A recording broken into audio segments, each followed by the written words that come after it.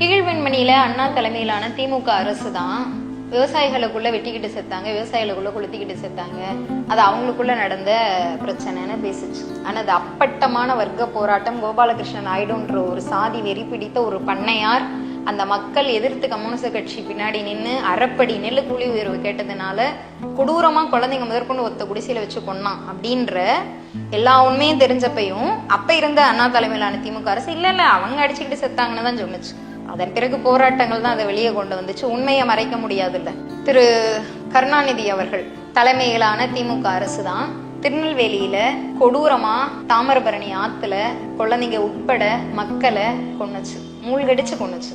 அவங்க தலைமையில இருந்த காவல்துறை தான். கேட்டதுக்கு கலெக்டர் தான் தப்பு பண்ணான். சரி, கலெக்டர் மேல நடவடிக்கை எடுக்கிறீங்களா இல்லையான்னு கேட்டா அது எப்படி வன்னியர் சமூகத்துல இருக்கிற மேல நடவடிக்கை எடுக்க முடியும், அது சாதிய பிரச்சனையாகணும், இவரா உன்னை கிளப்பி விட்டாரு. கடைசி வரைக்கும் பண்ணல. பிஞ்சு குழந்தைகள் முதற்கொண்டு தாமிரபரணி ஆத்துல கொன்னது கருணாநிதி அவர்களுடைய திமுக அரசு தான். கொன்னுட்டு அவங்களே தண்ணியில குதிச்சாங்க, நீச்சல் தெரியாம செத்து போயிட்டாங்கன்னு கதை சொன்னது திமுக. அதே திமுக அரசு தான், அதோட வழித்தோன்றல் தானே இன்னைக்கு மு.க. ஸ்டாலின் அவர்களோட தலைமையில இருக்கிறது.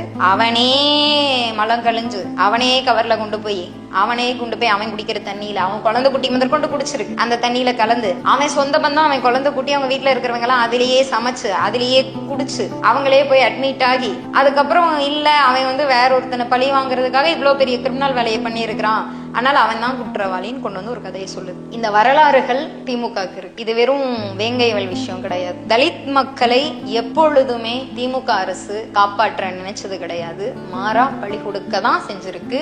ஆதிக்க சாதி வெறியர்களை எப்பொழுதுமே திமுக அரசு காப்பாத்திக்கிட்டு இருக்கு எல்லா சம்பவங்கள்லயும். இதுதான் நிதர்சனமான உண்மை. இவங்க கிட்ட சமூக நீதியை எதிர்பார்க்கிறோம் அப்படின்னா நம்மளோட முட்டாள்தனம். சமூக நீதி அரசு, திராவிட மாடல் அரசுன்னு இவங்க பேசுறாங்க இல்லையா, திராவிட கொள்கைக்கே இவங்க நேர்மையானவங்க கிடையாது. சமூக நீதின்ற வார்த்தையெல்லாம் இவங்களுக்கு ஓட்டு பிச்சை வாங்குறதுக்கான ஒரு வழியை தவிர சமூக நீதிக்கான அர்த்தம் கூட தெரியாத சாதி வெறியர்களை காப்பாற்றக்கூடிய ஒரு முதலாளித்துவ அரசு. அதை தாண்டி இந்த அரசுக்கு நம்ம வேற உங்களோட